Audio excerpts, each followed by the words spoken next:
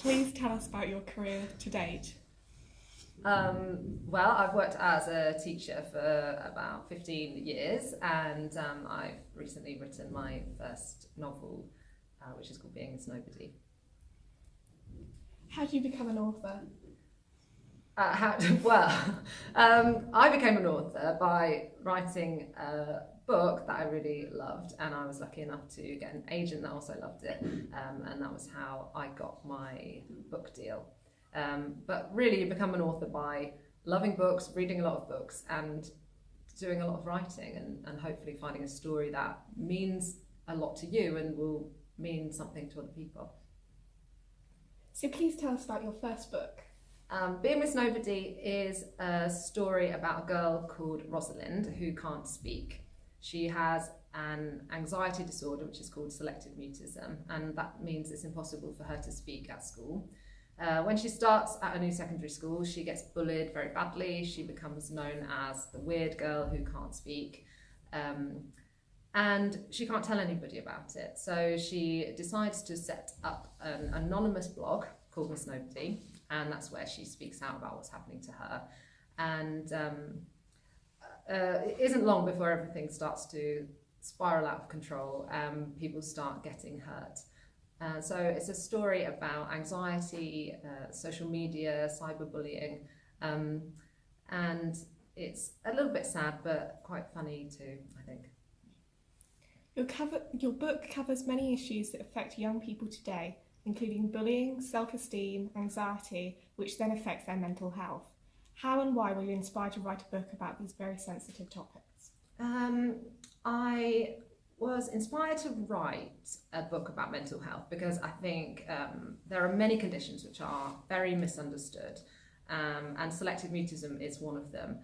And I wanted to write about how it feels to have anxiety, because I think people are a bit like icebergs. Like, you don't really see what's going on underneath the surface. You only see a very small part of that person. And I wanted to write about somebody like that is completely silent, that a lot of people think that she doesn't think anything, that she's just a nobody. And I wanted to write about what she is really like. This is your first book. How has it been received by those who have read your book and to be nominated for various awards, including the 2018 Carnegie Medal? It's really amazing to be for my book to be nominated for awards. It feels quite surreal. The best thing for me really is the feedback that I've had from readers. Actually, recently I had a teacher that contacted me saying they'd read my book and that they were going to change the way that they treated a child with SM in their classroom, and that was amazing for me. I've had a lot of young people contact me and say how much they loved it, and that the book means a lot to them, and that's the best thing as an author, really, to find that your story and your characters have really touched people's lives. So that's been really incredible, and the best part of it all, really. Have you written a second book? And if so, can we have a sneak preview of what that will be about? Yes, I have written a second book. It's going to be out later in the year. It's called Bigger Than the Universe. And I got the idea for the book when I was reading the newspaper, and there was a story about a girl who had been sent a letter from her school telling her she was very overweight. And the whole article was written from the mum's perspective of how outraged this mother was that her daughter had received this fat letter, as she was referring it. And there was no quote at all from the daughter, and I really wanted to tell a story from the perspective of that girl, of how it felt to get that letter and how it impacted her life. So my new book is about a girl called Jemima Small, who is the biggest girl in her class.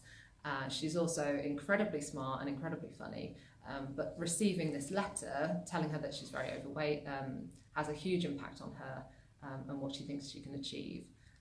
So yeah, it's about body image, about self-esteem, and also about size, I suppose. Finally, do you have any advice for aspiring authors? Yeah, just keep going, I would say, is my best advice. I've written a lot of books and dropped them, when I've got a little way in and found it too hard, and I've quit. And really, Being Miss Nobody is the first book that I've actually finished. So it does get difficult, and but you have got to keep going, and you've got to write a story that you really, really believe in, and you've got to find a character that you really love. And if you've got that, then just keep going until you write the end, because that's a good feeling. Thank you, and we wish you every success in the future. Thank you.